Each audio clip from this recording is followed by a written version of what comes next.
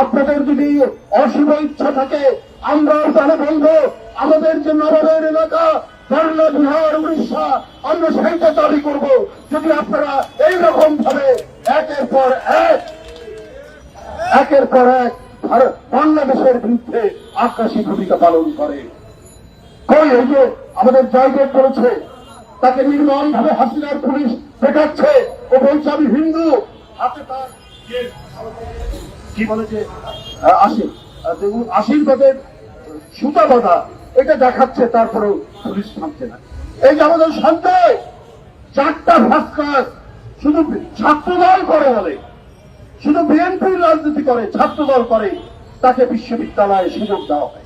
এলো ভিশন মুশকিল আসান অফার। যে কোনো ব্র্যান্ডের পুরনো ফ্রিজ নিয়ে চলে আসুন ভিশন শোরুমে আর নিয়ে যান নতুন ভিশন ফ্রিজ 20% পর্যন্ত ছাড়। শেখ হাসিনার জুলুম থেকে জাতীয়তাবাদী মুসলমান, হিন্দু কেউ রক্ষা পায়নি, কাউকে রক্ষা দেওয়া হয়নি।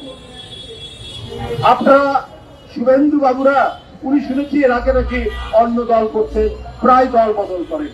নীতি ছুট, দল ছুট লোক, আদর্শ ছুট লোক, এদের যে কোনো আদর্শ থাকে না, সেটা ওই শুভেন্দু বাবুর বক্তব্যের মধ্যে দিয়ে আমরা পাই, যেটা ইউটিউবে আমরা দেখি। ভারতের প্রতি আক্রমণ করে কোনো কথা বলেন না, এটাই আমাদের ঐতিহ্য। কারণ আমরা এই ঐতিহ্য পেলে ভাবছি যখন বাংলার স্বাধীনতার জন্য নবাব সিরাজউদ্দৌলা লড়াই করছে, তার প্রধান সেনাপতি মোহনলাল একজন হিন্দু, হিন্দু মুসলমান এর সাথে ব্রিটিশ বিরোধী লড়াইয়ের ঐতিহ্য এই বাংলার নবাব থেকে শুরু করে আজ পর্যন্ত এই ঐতিহ্য সবাই। মীর জাফর বিশ্বাসঘাতকতা করেছেন, উনি মুসলমান। জগৎ শেখ বিশ্বাসঘাতকতা করেছেন, তিনি হিন্দু। সেটা অল্প কিছু মানুষ, কিন্তু নবাবের প্রধান সেনাপতি উনি তো হিন্দু, এবং নবাবের জন্য লড়াই করতে করতে নিজের জীবন দিয়েছে মোহনলাল। মীর বাদল এরা লড়াই করেছে নবাবের জন্য।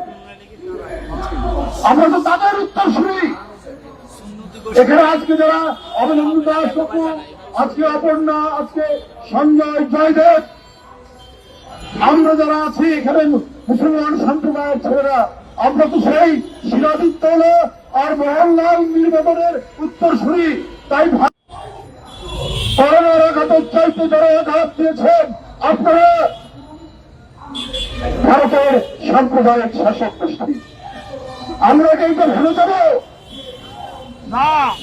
আমরা কেউ হিন্দু, মুসলমান, বৌদ্ধ, খ্রিস্টান, এই যে বৌদ্ধ সম্প্রদায়ের